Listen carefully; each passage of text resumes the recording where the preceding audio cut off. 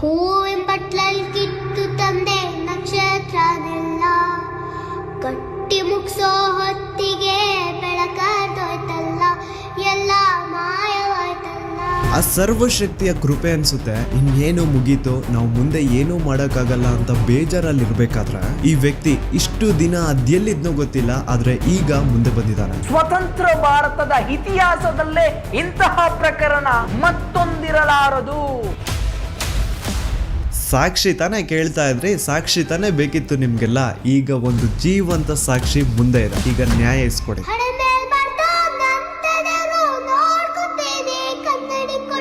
ಅದೇ ಒಂದು ನೇತ್ರಾವತಿ ನದಿ ತೀರದಲ್ಲಿ ಡೈಲಿ ಒಂದು ಹೆಣ ಬೀಳೋದು. ಸೊ ಆ ಒಂದು ಬ್ಲ್ಯಾಕ್ ಕಲರ್ SUV ಕಾರ್ಗೂ ಹಾಗೂ ನೇತ್ರಾವತಿ ನದಿ ದಡದಲ್ಲಿ ಸಿಗುತ್ತಿದ್ದಂತಹ ಹೆಣಗಳಿಗೂ ಏನೋ ಒಂದು ಸಂಬಂಧ ಇದೆ ಅಂತ ಭೀಮಗೆ ಗೊತ್ತಾಗುತ್ತಾ. ಈವನ್ ಸಿಗುವಂತಹ ಡೆಡ್ ಬಾಡೀಸ್ ನ ಸಹವಾಸಕ್ಕೆ ಪೊಲೀಸರು ಹೋಗ್ತಿದ್ದಿಲ್ಲ. ಸೊ ಯಾಕೆ ಅಲ್ಲಿನ ಪೊಲೀಸ್ ಅವ್ರಿಗೆ ಯಾರ್ದು ಅಂತ ಭಯ ಇತ್ತು? ಅವಳು ಬಾಡಿನ ಒಂದು ಕಡೆ ಮಣ್ಣು ಮಾಡು ಅಂಡ್ ಅವಳಿಗೆ ಸಂಬಂಧ ಪಡುವಂತಹ ವಸ್ತುಗಳನ್ನ ಇನ್ನೊಂದು ಕಡೆ ಮಣ್ಣು ಮಾಡು.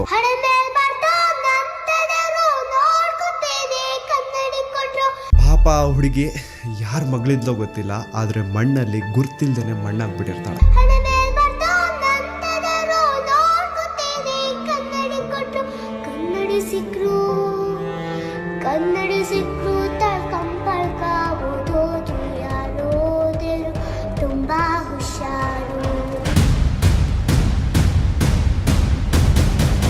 ಅಂಡ್ ಈಗ ಅಸಲಿ ಆಟ ಶುರು. ಆಟ ಅಲ್ಲ, ಶಿವ ತಾಂಡವ ಈ ಸತಿ.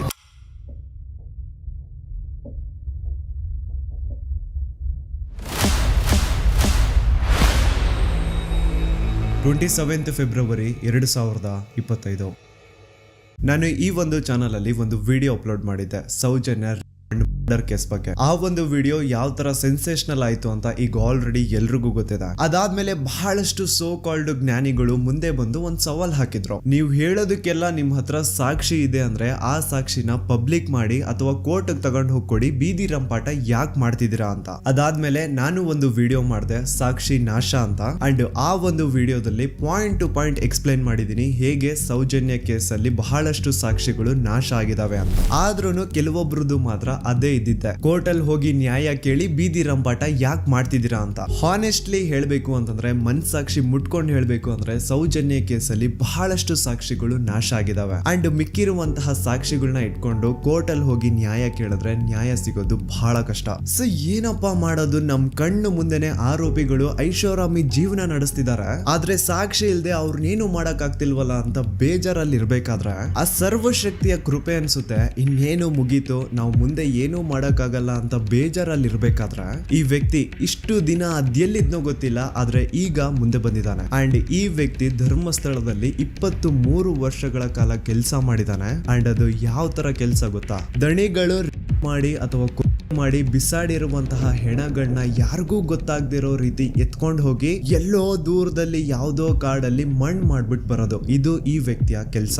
ಒಂದ್ ಅಂದಾಜು ಪ್ರಕಾರ ಈ ವ್ಯಕ್ತಿ ತನ್ನ 20 ಇಯರ್ಸ್ ಆಫ್ ಸರ್ವಿಸ್ ಅಲ್ಲಿ ಸುಮಾರು 1,000ಕ್ಕಿಂತ ಹೆಚ್ಚು ಹೆಣಗಳನ್ನ ಧರ್ಮಸ್ಥಳದ ಸುತ್ತಮುತ್ತ ಪ್ರದೇಶದಲ್ಲಿ ಅಕ್ರಮವಾಗಿ ಮಣ್ಣು ಮಾಡಿದಾನೆ. ಅಂಡ್ ಆ ಹೆಣಗಳನ್ನ ಎಲ್ಲೆಲ್ಲಿ ಮಣ್ಣು ಮಾಡಿದಾನೆ ಅನ್ನುವಂತಹ ವಿಷಯ ಇವನೊಬ್ನಿಗೆ ಬಿಟ್ರೆ ಇನ್ ಯಾರಿಗೂ ಗೊತ್ತಿಲ್ಲ. And now he is ready to take out all those bodies because ಈಗ ಈತನ್ಗೆ ಪಾಪ ಪ್ರಜ್ಞೆ ಅನ್ನೋದು ಬಂದಿದೆ. ಅಂಡ್ ಈಗ ಅಸಲಿ ಆಟ ಶುರು.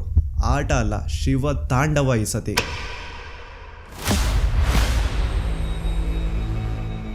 ಇಯರ್ 1995 ಮಂಡ್ಯ ಜಿಲ್ಲೆಯ ಒಂದು ಚಿಕ್ಕ ಹಳ್ಳಿ, ಹೆಸರು ರಾಂಪುರ ಅಂತ. ಈ ಊರಲ್ಲಿ 17 ವರ್ಷದ ಒಬ್ಬ ಹುಡುಗ ಇರ್ತಾನೆ. ಅಂಡ್ ಇವನ್ ಹೆಸರೇ ಭೀಮಾ ಅಂತ. ಒಂದು ದಲಿತ ಕುಟುಂಬಕ್ಕೆ ಬಿಲಾಂಗ್ ಮಾಡುವಂತಹ ಈ ಹುಡುಗನ್ಗೆ ಓದು ಬರಹ ಅನ್ನೋದು ತಲೆಗೆ ಹತ್ತಿರಲ್ಲ. ಸೊ ಇವನು ಸ್ಕೂಲ್ಗೂ ಸಹ ಹೋಗದೆ ಊರಲ್ಲಿ ಖಾಲಿ ಪಿಲಿ ಓಡಾಡ್ಕೊಂಡಿರ್ತಾನೆ. ಭೀಮಾಗೆ ಒಬ್ಬ ಅಣ್ಣ ಇರ್ತಾನೆ. ಅಂಡ್ ಅವನು ಧರ್ಮಸ್ಥಳದಲ್ಲಿ ಇರುವಂತಹ ಶ್ರೀ ಮಂಜುನಾಥ ಸ್ವಾಮಿ ದೇವಸ್ಥಾನದಲ್ಲಿ ಈಗ ಆಲ್ರೆಡಿ ಕೆಲಸ ಮಾಡ್ತಾ ಇರ್ತಾನೆ. ಈ ಕಡೆ ಊರಲ್ಲಿ ಭೀಮಾ ಸ್ಕೂಲ್ಗೂ ಸಹ ಹೋಗದೆ ಎಲ್ಲೂ ಕೆಲ್ಸಕ್ಕೆ ಸಹ ಹೋಗದೆ ಸುಮ್ನೆ ಊರಲ್ಲಿ ಖಾಲಿ ಪಿಲಿ ಓಡಾಡ್ತಾ ಇರೋದನ್ನ ನೋಡಕ್ಕಾಗ್ದೆ ಭೀಮ ಅವ್ರ ಅಣ್ಣ ಭೀಮನ ತನ್ನ ಜೊತೆಗೆ ಧರ್ಮಸ್ಥಳ ಕರ್ಕೊಂಡ್ ಬಂದು ಅದೇ ಶ್ರೀ ಮಂಜುನಾಥ ಸ್ವಾಮಿ ದೇವಸ್ಥಾನದಲ್ಲಿ ಕೆಲ್ಸಕ್ಕೆ ಸೇರಿಸ್ತಾನೆ. ತನ್ನ ಅಣ್ಣನ ಸಹಾಯದಿಂದ ಧರ್ಮಸ್ಥಳಕ್ಕೆ ಬಂದಂತಹ ಭೀಮಗೆ ಅಲ್ಲೇ ಇರುವಂತಹ ಶ್ರೀ ಮಂಜುನಾಥ ಸ್ವಾಮಿ ದೇವಸ್ಥಾನದಲ್ಲಿ ಕೆಲ್ಸನೂ ಸಹ ಸಿಗುತ್ತೆ. ಕೆಲ್ಸ ಏನಪ್ಪಾ ಅಂತಂದ್ರೆ ನೇತ್ರಾವತಿ ಸ್ನಾನಘಟ್ಟ ಹತ್ರ ಕಸ ಹೊಡೆಯುವಂತಹ ಕೆಲ್ಸ. ಆ ಒಂದು ನೇತ್ರಾವತಿ ಸ್ನಾನಘಟ್ಟ ಆ ರೀಜನ್ ಏನಿತ್ತು ಅದನ್ನ ನೀಟಾಗಿ ಇಟ್ಕೊಳ್ಳೋದು ಇವನ್ ಡ್ಯೂಟಿ. ಇವನ್ಗೆ 25 ರೂಪಾಯಿ ಸ್ಟಾರ್ಟಿಂಗ್ ಸಂಬಳ ಇರುತ್ತೆ ಅಂಡ್ ಇರೋದಕ್ಕೆ ಅಂತ ಮಾಹಿತಿ ಕಚೇರಿ ಮೇಲೆ ಒಂದು ರೂಮ್ ನು ಸಹ ಕೊಟ್ಟಿರ್ತಾರೆ. ಇನಿಷಿಯಲ್ ಡೇಸ್ ಅಲ್ಲಿ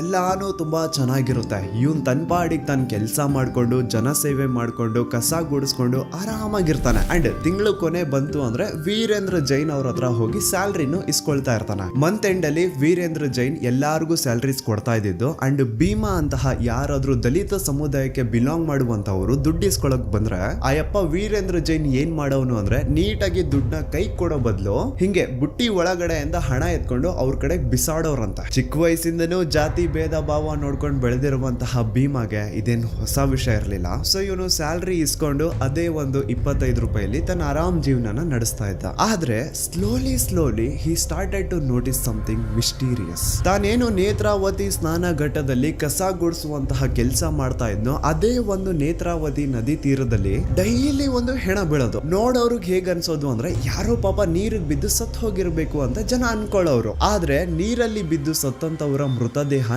ನೀರಲ್ಲೇ ಸಿಗ್ಬೇಕು ಹೊರತು ದಡದಲ್ಲಿ ಹೇಗ್ ಸಿಗುತ್ತೆ? ಏನ್ ಆ ಶವಗಳು ಇಷ್ಟೊತ್ತು ನೀರಲ್ಲಿ ಇದ್ದಿದ್ ಸಾಕು ಇನ್ನು ಹೋಗ್ಬಿಟ್ಟು ದಡದಲ್ಲಿ ಮಲ್ಕೊಳ್ಳುವ ಅಂತ ಎದ್ದು ಬರೋಕಾಗುತ್ತಾ? ಇಲ್ಲ ತಾನೆ. ಸೊ ಇದೇ ಒಂದು ಡೌಟ್ ಭೀಮಗೆ ಬರುತ್ತಾ. ಈಗ ಭೀಮ ಪ್ರತಿಯೊಂದು ಸೂಕ್ಷ್ಮವಾಗಿ ಅಬ್ಸರ್ವ್ ಮಾಡ್ಲಿಕ್ಕೆ ಸ್ಟಾರ್ಟ್ ಮಾಡ್ತಾನೆ. ಕೆಲವೊಂದ್ಸತಿ ಏನಾಗೋದು ಅಂದ್ರೆ ರಾತ್ರಿ ಹೊತ್ತಲ್ಲಿ ನೇತ್ರಾವತಿ ನದಿ ಹತ್ರ ಒಂದು ಬ್ಲಾಕ್ ಕಲರ್ SUV ಕಾರ್ ಕಾಣಿಸ್ಕೊಳ್ಳೋದಂತೆ. ಆ ಕಾರ್ ನ ನಂಬರು ಈಗ ಭೀಮಗೆ ನೆನಪಿರೋ ಹಾಗೆ 505 ಇರಬೇಕು. ಸೊ ಈ ಕಾರು ಯಾವಾಗೆಲ್ಲ ನೇತ್ರಾವತಿ ನದಿ ಹತ್ರ ಕಾಣಿಸ್ಕೊಳ್ಳೋದು ಅದ್ರ ನೆಕ್ಸ್ಟ್ ದಿನ ಅದೇ ಒಂದು ನೇತ್ರಾವತಿ ನದಿ ಹತ್ರ ಒಂದು ಹೆಣ ಸಿಗೋದು. ಸೊ ಆ ಒಂದು ಬ್ಲಾಕ್ ಕಲರ್ SUV ಕಾರ್ಗೂ ಹಾಗೂ ನೇತ್ರಾವತಿ ನದಿ ದಡದಲ್ಲಿ ಸಿಗುತ್ತಿದ್ದಂತಹ ಹೆಣಗಳಿಗೂ ಏನೋ ಒಂದು ಸಂಬಂಧ ಇದೆ ಅಂತ ಭೀಮಗೆ ಗೊತ್ತಾಗುತ್ತಾ. ಆದ್ರೆ ಅವನು ಈ ವಿಚಾರನ ಯಾರ ಜೊತೆನೂ ಹಂಚ್ಕೊಳ್ಳಲ್ಲ. ಯಾಕೆ ಬೇಕ್ಬಿಡು ನಮ್ಗೆ ಅಂತ ಸುಮ್ಮನೆ ಇರ್ತಾನೆ.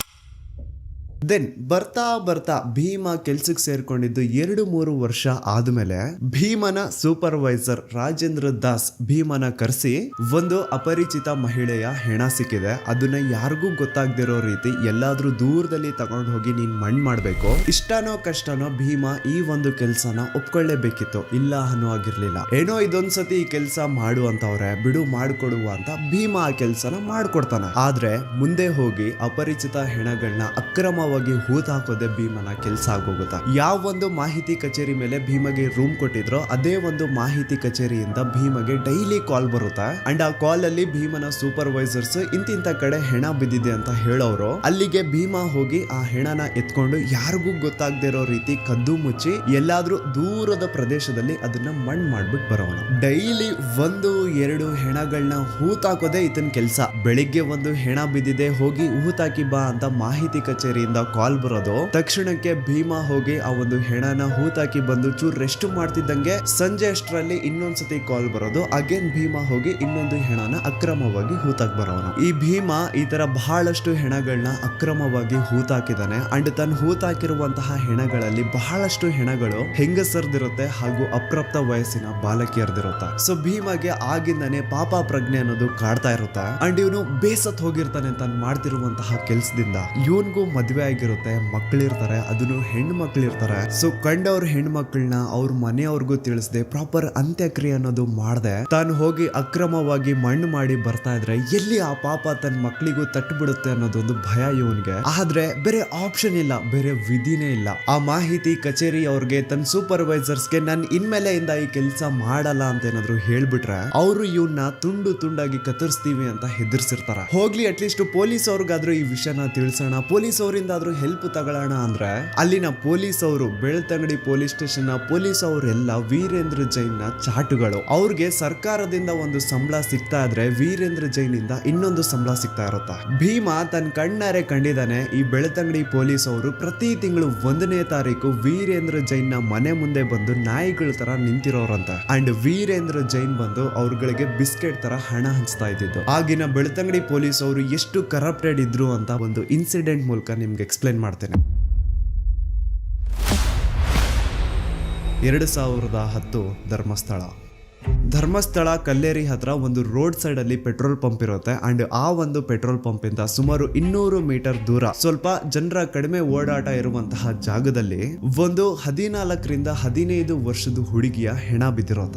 ಯಾರೋ ಆ ಹುಡುಗಿನ ಮರ್ಡರ್ ಮಾಡಿ ಸಾಯಿಸಿದ್ದಾರೆ ಅಂತ ಆ ಹುಡುಗಿಯ ದೇಹ ನೋಡಿದ್ರೆ ಕ್ಲಿಯರ್ ಆಗಿ ಗೊತ್ತಾಗ್ತಾ ಇರುತ್ತೆ. ಆ ಹುಡುಗಿಯ ಮೈ ಮೇಲೆ ಒಂದು ಶರ್ಟ್ ಮಾತ್ರ ಇರುತ್ತೆ, ಕೆಳಗಡೆ ಸ್ಕರ್ಟ್ ಆತರ ಏನೂ ಇರಲ್ಲ, ಇನ್ನರ್ ವೇರ್ಸ್ ಸಹ ಮಿಸ್ಸಿಂಗ್ ಇರ್ತವೆ ಅಂಡ್ ಆ ಹುಡುಗಿಯ ಸ್ಕೂಲ್ ಬ್ಯಾಗ್ ಬುಕ್ಸ್ ಎಲ್ಲ ಅಲ್ಲೆಲ್ಲೇ ಬಿದ್ದಿರ್ತವೆ. ಭೀಮನ ಮಾಹಿತಿ ಕಚೇರಿ ಅವರು ಆ ಹುಡುಗಿಯ ಹೆಣ ಸಿಕ್ಕಿದೆ ಅಂತೆ, ಅವಳನ್ನ ಮಣ್ಣು ಮಾಡ್ಬಿಟ್ ಬಾ ಅಂತ ಸ್ಪಾಟ್ ಕಳ್ಸಿರ್ತಾರೆ ಅಂಡ್ ಭೀಮ ಸ್ಪಾಟ್ ಬಂದು ನೋಡ್ತಾನೆ. ಅಲ್ಲಿ ಆಲ್ರೆಡಿ ಆ ಹುಡುಗಿಯ ಮೃತದೇಹ ಹತ್ರ ಇಬ್ರು ಪೊಲೀಸ್ ಅವ್ರು ನಿಂತಿರ್ತಾರೆ. ಹೇಳ್ಬೇಕು ಅಂದ್ರೆ ಅನ್ನ ತಿನ್ನೋ ಮನುಷ್ಯರೇನಾದ್ರು ಆ ಪೊಲೀಸ್ ಅವ್ರು ಆಗಿದ್ರೆ ಆ ಹುಡುಗಿ ಯಾರು, ಅವಳು ಯಾರ ಮಗಳು, ಅವಳು ಅಲ್ಲಿಗೆ ಹೇಗ್ ಬಂದ್ಲು, ಅವಳ ಜೊತೆ ಆತರ ಘೋರ ಕೃತ್ಯ ಮಾಡಿದವ್ರು ಯಾರು, ಅದನ್ನೆಲ್ಲ ಕಂಡು ಹಿಡಿದು ಆ ಹುಡುಗಿಯ ಬಾಡಿನ ಮನೆಯವ್ರಿಗೆ ತಲುಪಿಸ್ಬೇಕಿತ್ತು. ಆದ್ರೆ ಪೊಲೀಸ್ ಅವರು ಏನ್ ಮಾಡ್ತಾರೆ ಗೊತ್ತಾ, ಸ್ಪಾಟ್ಗೆ ಭೀಮ ಬಂದಿದ ತಕ್ಷಣ ಅವನ ಕೈಯಿಂದ ಒಂದು ಗುಂಡಿ ತೋಡಿಸಿ ಆ ಒಂದು ಗುಂಡಿ ಒಳಗಡೆ ಆ ಹುಡುಗಿಯ ಬಾಡಿನ ಮುಚ್ಚಾಕು ಅಂತ ಹೇಳ್ತಾರೆ. ಆ ಕಡೆ ಭೀಮ ಗುಂಡಿನ ತೋಡ್ತಾ ಇರ್ಬೇಕಾದ್ರೆ ಈ ಕಡೆ ಪೊಲೀಸ್ ಅವ್ರಿಗೆ ಆ ಹುಡುಗಿಯ ಸ್ಕೂಲ್ ಬುಕ್ಸ್ ಇಂದ ಅವಳ ಅಡ್ರೆಸ್ ಸಿಕ್ಕಿರುತ್ತೆ, ಪಟ್ರಾಮೆ ವಿಲೇಜ್ ಅಂತ ಇರುತ್ತೆ.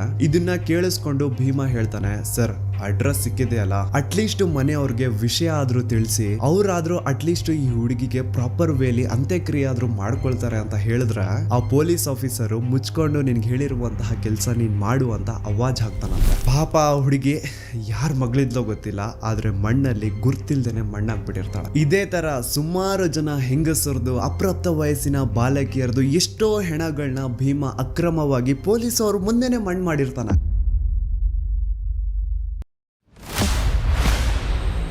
2012 ಧರ್ಮಸ್ಥಳ.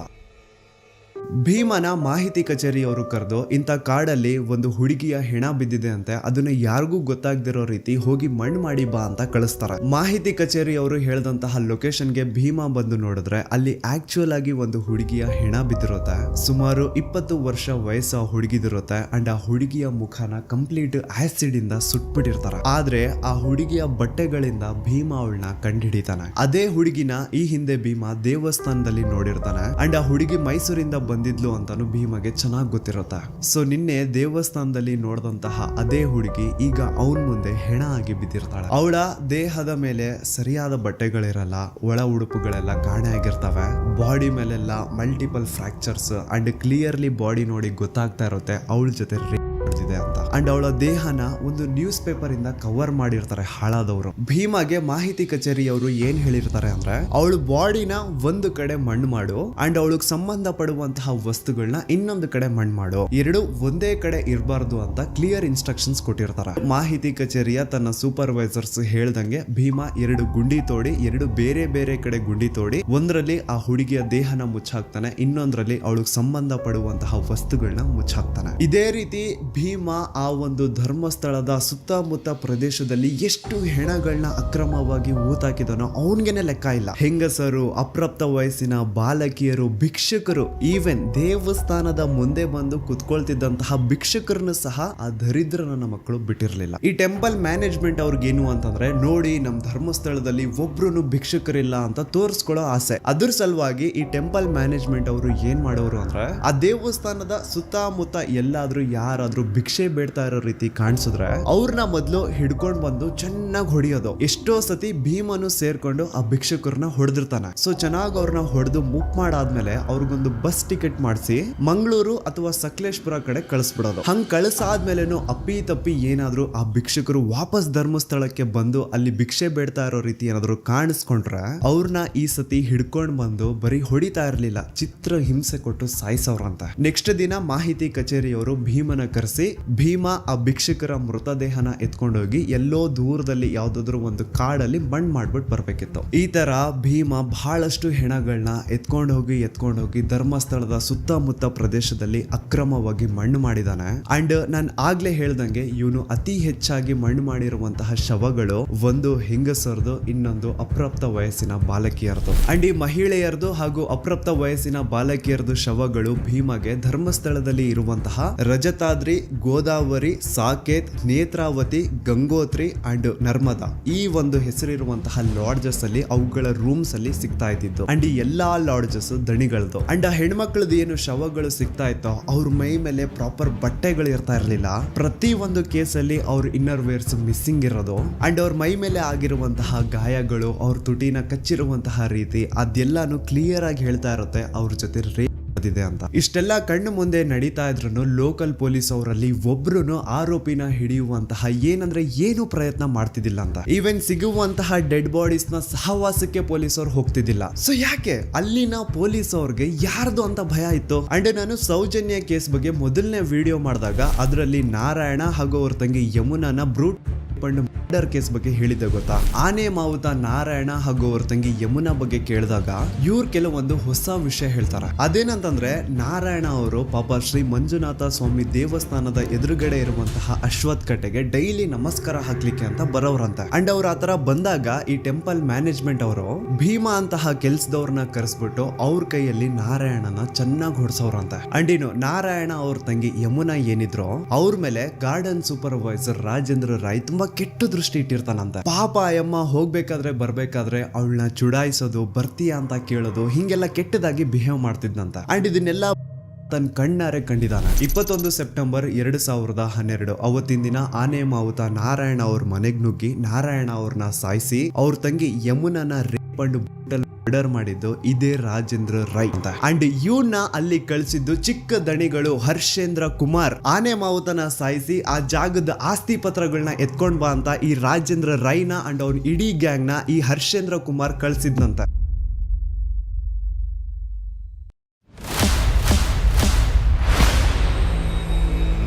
9 ಅಕ್ಟೋಬರ್ 2012 ಭೀಮಾ ಊರಿಗೆ ಹೋಗಿರ್ತಾನೆ. ಅಂಡ್ ಮಧ್ಯರಾತ್ರಿ 11-12 ಗಂಟೆ ಹಾಗೆ ಭೀಮನ ಮ್ಯಾನೇಜರ್ ಆದಂತಹ ಬಾಲಕೃಷ್ಣ ಅವ್ರ ಕಡೆಯಿಂದ ಕಾಲ್ ಬರುತ್ತೆ. ಅಂಡ್ ಅವರು ಕಾಲ್ ಮಾಡಿ ಎಲ್ಲಿದ್ಯಾ ಬೇಗ ಬಾ, ಇಲ್ಲಿ ಒಂದು ಹುಡುಗಿಯ ಹೆಣ ಬಿದ್ದಿದೆ, ಇದನ್ನ ಬೇಗ ಮಣ್ಣು ಮಾಡಬೇಕು ಅಂತ ಕರೀತಾರೆ. ಆದ್ರೆ ಭೀಮಾ ಇಲ್ಲ ಸಾಹೇಬ್ರೆ ನಾನು ಊರಿಗೆ ಬಂದಿದ್ದೀನಿ ಬರೋಕ್ಕಾಗಲ್ಲ ಅಂತ ಹೇಳಿದಾಗ ನೀನ್ ಊರಿಗೆ ಹೋಗಿದ್ಯಾ, ಹೇಳ್ದೆ ಕೇಳ್ದೆ ಯಾವಾಗ ಊರಿಗೆ ಹೋದೆ ನೀನು, ನಿಮ್ಗೆಲ್ಲ ಹೇಳೋರ್ ಕೇಳೋರು ಯಾರು ಇಲ್ವಾ ಅಂತ ಬೈಕೊಂಡು ಕಾಲ್ ಕಟ್ ಮಾಡ್ತಾರೆ. ನೆಕ್ಸ್ಟ್ ದಿನ ಅಂದ್ರೆ 10 ಅಕ್ಟೋಬರ್ 2012 ಭೀಮಾ ಊರಿಂದ ಧರ್ಮಸ್ಥಳಕ್ಕೆ ವಾಪಸ್ ಬರ್ತಾನೆ. ಅಂಡ್ ಬಂದಾದ್ಮೇಲೆ ಅವನಿಗೆ ಗೊತ್ತಾಗುತ್ತೆ ಹಿಂದಿನ ದಿನ ಮಧ್ಯರಾತ್ರಿ ತನ್ನ ಮ್ಯಾನೇಜರ್ ಬಾಲಕೃಷ್ಣ ಕಾಲ್ ಮಾಡಿ ಯಾವ ಒಂದು ಹುಡುಗಿಯ ಹೆಣನ ಹೂತಾಕ್ಬೇಕು ಅಂತ ಹೇಳಿದ್ನೋ ಆ ಹೆಣ ಬೇರೆ ಯಾರ್ದು ಅಲ್ಲ ಸೌಜನ್ಯದಿರುತ್ತೆ. ಮೇ ಬಿ ಹಿಂದಿನ ದಿನ ಏನಾದ್ರೂ ಭೀಮಾ ಧರ್ಮಸ್ಥಳದಲ್ಲೇ ಇದ್ದಿದ್ರೆ ಸೌಜನ್ಯನ ಬಾಡಿನೇ ಸಿಗ್ತಾ ಇರ್ಲಿಲ್ಲ ಅನ್ಸುತ್ತೆ. ಯಪ್ಪಾ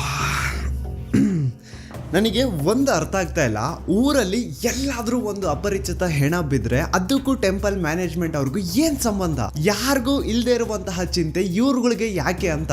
ಒಂದು ಅಪರಿಚಿತ ಹೆಣ ಅಂದ್ಮೇಲೆ ಅದು ಪೊಲೀಸ್ ಅವ್ರ ಜವಾಬ್ದಾರಿ, ಮುಂದೆ ಏನ್ ಮಾಡ್ಬೇಕು ಅನ್ನೋದು ಅವ್ರಗಳ ತಲೆನೋವು. ಸೊ ಎಲ್ಲೋ ಸಂಬಂಧನೇ ಇಲ್ಲದೆ ಬಿದ್ದಿರುವಂತಹ ಹೆಣಗಳಿಗೂ ದಣಿಗಳಿಗೂ ಟೆಂಪಲ್ ಮ್ಯಾನೇಜ್ಮೆಂಟ್ ಅವ್ರಿಗೂ ಏನ್ ಸಂಬಂಧ? ಈ ಪ್ರಶ್ನೆನ ನೀವು ನನಗ್ ಕೇಳೋದಲ್ಲ, ಆ ನಕಲಿ ಧರ್ಮಾಧಿಕಾರಿ ಇದಾನಲ್ವಾ ಅವನ್ಗೆ ಹೋಗ್ಬಿಟ್ಟು ಕೇಳಿ. ಯಾಕಪ್ಪ ಎಲ್ಲಿ ಅಪರಿಚಿತ ಹೆಣ ಸಿಕ್ಕರು ಯಾಕೆ ನಿಮ್ಮವ್ರು ಹೋಗ್ಬಿಟ್ಟು ಅದನ್ನ ಅಕ್ರಮವಾಗಿ ಹೂತಾಗಿ ಬರೋರು? ಯಾಕೆ ಈ ಕೆಲಸನ ಮಾಡೋರು? ಈ ಪ್ರಶ್ನೆನ ನೀವು ಹೋಗ್ಬಿಟ್ಟು ಆ ಧರ್ಮಾಧಿಕಾರಿಗೆ ಆ ಟೆಂಪಲ್ ಮ್ಯಾನೇಜ್ಮೆಂಟ್ ಅವ್ರಿಗೆ ಕೇಳಿ. ನಿಮ್ಗೆ ಸೌಜನ್ಯ ಪ್ರಕರಣದ ಪ್ರಮುಖ ಸಾಕ್ಷಿ ರವಿ ಪೂಜಾರಿ ಬಗ್ಗೆ ಲಾಸ್ಟ್ ವಿಡಿಯೋದಲ್ಲಿ ಹೇಳಿದ್ದೆ. ಸೊ ಸತ್ತಿರುವಂತಹ ಆ ರವಿ ಪೂಜಾರಿನ ಬೆಸ್ಟ್ ಫ್ರೆಂಡೇ ಈ ಭೀಮಾ. ಸೌಜನ್ಯ ಕೇಸು ಹೊರಗೆ ಬಂದ್ಮೇಲೆ ಆ ರವಿ ಪೂಜಾರಿ ಪಾಪ ಫುಲ್ಲು ಟೆನ್ಷನ್ ಅಲ್ಲಿ ಕುಡ್ಕೊಂಡು ಊಟ ನಿದ್ದೆ ಇಲ್ಲದೆ ಓಡಾಡ್ತಾ ಇರ್ತಾನಂತೆ. ಸೊ ತನ್ನ ಬೆಸ್ಟ್ ಫ್ರೆಂಡ್ ನ ಆ ಒಂದು ಪರಿಸ್ಥಿತಿನ ನೋಡಕ್ಕಾಗದೆ ಭೀಮಾ ಹೋಗ್ಬಿಟ್ಟು ರವಿ ಪೂಜಾರಿ ಹತ್ರ ಮಾತಾಡ್ತಾನೆ. ಯಾಕೆ ಮಗ ನೀನು ತುಂಬಾ ಟೆನ್ಷನ್ ಅಲ್ಲಿ ಕಾಣಿಸ್ತಾ ಇದೆಯಾ, ಕುಡ್ಕೊಂಡು ಓಡಾಡ್ತಿದ್ಯಾ, ಮನೆಯವ್ರಿಗೆಲ್ಲ ತುಂಬಾ ದುಡ್ಡು ಕಳಿಸಿದ್ಯಾ ಅಂತ, ಇಲ್ಲಿ ಬೇರೆ ಯಾರ್ಯಾರಿಗೋ ಸಾಲಗಳು ಕೊಡ್ತಿದ್ಯಾ, ಏನ್ ಕತೆ ಅರ್ಥ ಆಗ್ತಿಲ್ವಲ್ಲ, ಇಷ್ಟೊಂದು ದುಡ್ಡು ನಿನ್ನ ಹತ್ರ ಎಲ್ಲಿಂದ ಬಂತು ಅಂತ ಭೀಮಾ ಒತ್ತಿ ರವಿ ಪೂಜಾರಿ ಹತ್ರ ಕೇಳಿದಾಗ ಆಗ ಕೊನೆಗೆ ರವಿ ಪೂಜಾರಿ ಬಾಯ್ ಬಿಡ್ತಾನೆ. ಅಂಡ್ ರವಿ ಪೂಜಾರಿ ಭೀಮನ ಮುಂದೆ ಏನ್ ಹೇಳ್ತಾನೆ ಅಂದ್ರೆ, ಮೊನ್ನೆ ಸೌಜನ್ಯ ಅಂತ ಒಂದು ಹುಡುಗಿಯ ಹೆಣ ಸಿಕ್ತಲ್ವಾ, ನಿನಗ್ ಗೊತ್ತಾ ಆ ಹುಡುಗಿ ಜೊತೆ ಹಂಗ್ ಮಾಡಿರೋದು ಯಾರು ಅಂತ? ಭೀಮಾ ಇಲ್ಲ ನನಗ್ ಗೊತ್ತಿಲ್ಲ ಅಂದಾಗ ಅದಕ್ಕೆ ರವಿ ಪೂಜಾರಿ ಹೇಳ್ತಾನೆ, ಆ ಹುಡುಗಿ ಸೌಜನ್ಯ ಜೊತೆ ಆತರ ಮಾಡಿದ್ದು ಬೇರೆ ಯಾರು ಅಲ್ಲ, ಚಿಕ್ಕ ದಣಿಗಳ ಹರ್ಷೇಂದ್ರ ಕುಮಾರ್ ಅಂಡ್ ಆ ಹುಡುಗಿನ ಸಾಯಿಸಿ ಅವಳ ದೇಹನ ಎಲ್ಲಾದ್ರೂ ಬಿಸಾಡ್ರಿ ಅಂತ ಚಿಕ್ಕ ದಣಿಗಳು ಹೇಳಿದ್ರು. ಈ ವಿಷಯ ನಾನ್ ಎಲ್ಲೂ ಹೊರಗಡೆ ಬಿಟ್ಕೊಡ್ಬಾರ್ದು ಅಂತ ದಣಿಗಳು ನನಗೆ 25,000 ದುಡ್ಡು ಸಹ ಕೊಟ್ರು ಅಂತ ರವಿ ಪೂಜಾರಿ ಭೀಮನ ಮುಂದೆ ಹೇಳಿದಾನೆ. ಭೀಮಗೆ ಇದೆಲ್ಲ ಎಕ್ಸ್ಪೆಕ್ಟೆಡ್ ಇತ್ತು. ಸೊ ಅವನ್ಗೆ ರಿಯಲ್ ನೇಮ್ಸ್ ನ ಕೇಳಿದಾಗ ಅಂತ ಶಾಕ್ ಏನೂ ಆಗಿಲ್ಲ. ಭೀಮಗೆ ಈ ವಿಷಯ ಯಾಕೆ ಶಾಕಿಂಗ್ ಅನ್ಸಲ್ಲ ಅಂದ್ರೆ ಇಷ್ಟು ವರ್ಷಗಳ ಕಾಲ ಅವನೇನು ಅಕ್ರಮವಾಗಿ ಹೆಣಗಳನ್ನ ಹೂತಾಕಿ ಬರ್ತಾ ಇದ್ದಾನೋ ಅದೆಲ್ಲ ದಣಿಗಳು ಮಾಡಿಟ್ಟಿರುವಂತಹ ಕರ್ಮಕಾಂಡಗಳು ಅಂತ ಅವನಿಗೆ ಚೆನ್ನಾಗಿ ಗೊತ್ತಿದೆ. ಸೊ ಹಾಗಾಗಿ ಈಗ ರವಿ ಪೂಜಾರಿ ರಿಯಲ್ ನೇಮ್ಸ್ ನ ಹೇಳಿದ್ರು ಸಹ ಭೀಮಗೆ ಏನ್ ಶಾಕಿಂಗ್ ಅನ್ಸಿಲ್ಲ ಅದು. ಬಟ್ ಶಾಕಿಂಗ್ ಅನ್ಸಿದ್ ಏನು ಅಂದ್ರೆ ಭೀಮ ಹಾಗೂ ರವಿ ಪೂಜಾರಿ ನಡುವೆ ಈ ಒಂದು ಮಾತುಕತೆ ಆಗಿದ್ದು ಸ್ವಲ್ಪ ದಿನ ಆದ್ಮೇಲೆ ರವಿ ಪೂಜಾರಿ ಮಿಸ್ಟೀರಿಯಸ್ ಆಗಿ ಸತ್ತು ಹೋಗ್ತಾನೆ. ಆ ರವಿ ಪೂಜಾರಿ ಮಾಡ್ಕೊಂಡು ಸತ್ತೋದ ಅಂತ ಪೊಲೀಸ್ ಅವ್ರು ಹೇಳ್ತಾರೆ.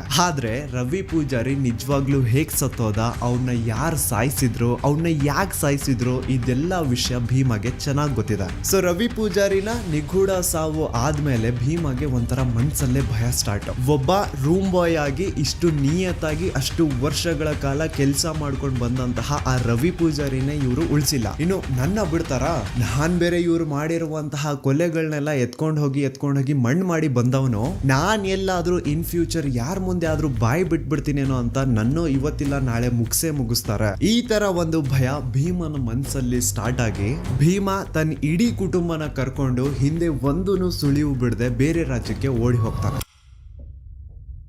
ಈಗ ಸೌಜನ್ಯ ಪ್ರಕರಣದಲ್ಲಿ ಆಗ್ತಿರುವಂತಹ ಬೆಳವಣಿಗೆಗಳು ನೋಡಿ ಮಹೇಶ್ ಶೆಟ್ಟಿ, ತಿಮ್ರೋಡಿ ಅವರು, Girish sir, Jayant sir and ಊರಿನ ಜನ ಎಲ್ಲ ದಣಿಗಳ ವಿರುದ್ಧ ನಿಂತಿರೋದು ನೋಡಿ ಈಗ ಈ ಭೀಮಗೆ ಧೈರ್ಯ ಬಂದು ಇವನು ಸಾಕ್ಷಿ ಹೇಳಲಿಕ್ಕೆ ಮುಂದೆ ಬಂದಿದ್ದಾನೆ. But he and his family needs safety and security. ಸಾಕ್ಷಿ ಸಂರಕ್ಷಣಾ ಕಾಯ್ದೆ ಅಡಿಯಲ್ಲಿ ಈತನ್ಗೇನಾದ್ರೂ ಸಂರಕ್ಷಣೆ ಸಿಕ್ಕರೆ ಈತ ಪ್ರತಿ ಒಂದು ವಿಷಯನ ಕೋರ್ಟ್ ಮುಂದೆ ಹೇಳಲಿಕ್ಕೆ ರೆಡಿ ಇದ್ದಾನೆ. ರೀಸೆಂಟ್ಲಿ ಭೀಮ ಯಾರಿಗೂ ಗೊತ್ತಾಗದಿರೋ ರೀತಿ ಧರ್ಮಸ್ಥಳ ಗ್ರಾಮಕ್ಕೆ ವಾಪಸ್ ಹೋಗಿ ಕೊನೆಯದಾಗಿ ಅಕ್ರಮವಾಗಿ ಮಣ್ಣು ಮಾಡಿ ಮುಚ್ಚಾಕಿರುವಂತಹ ದೇಹನ ಹೊರಗೆ ತೆಗೆದು ಆ ಒಂದು ಅಸ್ಥಿ ಪಂಜರಗಳನ್ನ ತಂದು ತನ್ನ ಜೊತೆಗೆ ಇಟ್ಕೊಂಡಿದ್ದಾನೆ. ಅಂಡ್ ಈಗ ಆ ಒಂದು ಅಸ್ಥಿ ಪಂಜರನ ಪೊಲೀಸ್ ಸ್ಟೇಷನ್ಗೆ ಸಬ್ಮಿಟ್ ಮಾಡಿ ತಾನು ಕೂಡ ಸರೆಂಡರ್ ಆಗಿರ್ತಾನೆ. ಅಂಡ್ ಈ ವ್ಯಕ್ತಿಗೆ ಈಗೇನಾದ್ರೂ ಸಾಕ್ಷಿ ಸಂರಕ್ಷಣಾ ಕಾಯ್ದೆ ಅಡಿಯಲ್ಲಿ ಸಂರಕ್ಷಣೆ ಸಿಕ್ಕರೆ ಆ 23 ವರ್ಷಗಳ ಕಾಲ ತಾನೇನು ಧರ್ಮಸ್ಥಳದ ಸುತ್ತಮುತ್ತ ಪ್ರದೇಶದಲ್ಲಿ ಅಕ್ರಮವಾಗಿ ಹೂತಾಕಿರುವಂತಹ ಹೆಣಗಳಿದಾವೋ ಅದನ್ನೆಲ್ಲ ಹೊರಗೆ ತೆಗೆಯೋದಕ್ಕೆ ರೆಡಿ ಇದ್ದಾನೆ. ಇನ್ ಕೇಸ್ ಹೀಗೆ ಆಯ್ತು ಅನ್ಕೊಳ್ಳಿ, ರಾಶಿ ಅಸ್ಥಿ ಪಂಜರಗಳು ಹೊರಗೆ ಬೀಳ್ತಾವೆ.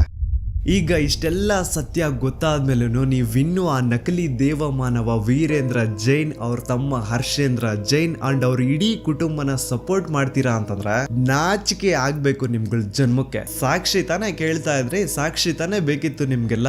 ಈಗ ಒಂದು ಜೀವಂತ ಸಾಕ್ಷಿ ಮುಂದೆ ಇದೆ, ಈಗ ನ್ಯಾಯ ಇಸ್ಕೊಡಿ. ಹೆಚ್ಚು ಕಡಿಮೆ 1,000 ಜನ ದಿಕ್ಕಿಲ್ಲ ದೆಸ ಇಲ್ಲ, ಅವ್ರ ಮನೆಯವ್ರಿಗೆ ಅವ್ರು ಸತ್ತಿದ್ದಾರೆ ಅನ್ನುವಂತಹ ವಿಷಯನೂ ಗೊತ್ತಿಲ್ಲ, ಹಂಗ ಮಾಡಿ ಅವ್ರನ್ನ ಮುಚ್ಚಾಕಿದಾರೆ. ಇಷ್ಟು ಕೇಳಿದ್ಮೇಲೆ ನಿಮ್ ರಕ್ತ ಕುದಿತಿಲ್ಲ ಅಂತಂದ್ರೆ ಏನ್ ಹೇಳ್ಬೇಕಿನ್ನ. ನಮ್ ದೂತ ಸಭೆಯ ಪ್ರಜೆಗಳಿಗೆ ಅಂಡ್ ಯಾರೆಲ್ಲ ಕರ್ನಾಟಕದ ಮೂಲೆಯಿಂದ ಈ ಒಂದು ವಿಡಿಯೋನ ನೋಡ್ತಾ ಇದ್ರು ನಿಮ್ಮಲ್ಲೆಲ್ಲ ಕೇಳ್ಕೊತಾ ಇದೀನಿ, ನೀವು ಜಸ್ಟ್ ವಾಟ್ಸಪ್ ಸ್ಟೇಟಸ್ ಹಾಕಿದ್ರೆ, ಇನ್ಸ್ಟಾದಲ್ಲಿ ಸ್ಟೋರಿ ಹಾಕಿದ್ರೆ ಸಾಲಲ್ಲ. ಈ ಸತಿ ಬೀದಿಗಿಳಿದು ಪ್ರತಿಭಟನೆ ಮಾಡ್ಲೇಬೇಕು. ಈ ಅನ್ಯಾಯದ ವಿರುದ್ಧ ಪ್ರತಿ ಒಬ್ರು ಧ್ವನಿ ಎತ್ತಬೇಕು. ಅಂಡ್ ಈ ಸತಿ ಯಾವನಾದ್ರೂ ಕಚಡ ನನ್ನ ಮಗ ಮಧ್ಯದಲ್ಲಿ ಬಂದು ಹಿಂದೂ ಮುಸ್ಲಿಂ ಅಂತ ಕಡ್ಡಿ ಏನಾದ್ರೂ ಅಲ್ಲಾಡಿಸಿದ್ರೆ ಆ ನನ್ನ ಮಗನ್ನ ಚಪ್ಲಿಲ್ ಹೊಡಿರಿ. ಇಲ್ಲಿ ಸ್ಕ್ರೀನ್ ಮೇಲೆ ಏನ್ QR ಕೋಡ್ ಕಾಣಿಸ್ತಾ ಇದೆಯೋ ಇದನ್ನ ಸ್ಕ್ಯಾನ್ ಮಾಡಿ ಅಥವಾ ಡಿಸ್ಕ್ರಿಪ್ಷನ್ ಬಾಕ್ಸ್ ಅಲ್ಲಿ ನಾನೊಂದು ಲಿಂಕ್ ಕೊಟ್ಟಿರ್ತೀನಿ, ಆ ಒಂದು ಲಿಂಕ್ ಮೇಲೆ ಕ್ಲಿಕ್ ಮಾಡಿ ನಿಮ್ ಮುಂದೆ ಒಂದು ಫಾರ್ಮ್ ಓಪನ್ ಆಗುತ್ತಾ. ನೀವು ನಿಜವಾಗ್ಲೂ ಧರ್ಮಸ್ಥಳದಲ್ಲಿ ಆಗಿರುವಂತಹ ಅನ್ಯಾಯದ ವಿರುದ್ಧ ಜಸ್ಟಿಸ್ ನ ಡಿಮ್ಯಾಂಡ್ ಮಾಡ್ತಿದ್ದೀರಾ ಅಂತಂದ್ರೆ ಪ್ಲೀಸ್ ಆ ಒಂದು ಫಾರ್ಮ್ ನ ಫಿಲ್ ಮಾಡಿ. ಅಂಡ್ ಕೇವಲ ನೀವು ಒಂದೇ ಆ ಫಾರ್ಮ್ ನ ಫಿಲ್ ಮಾಡೋದಲ್ಲ,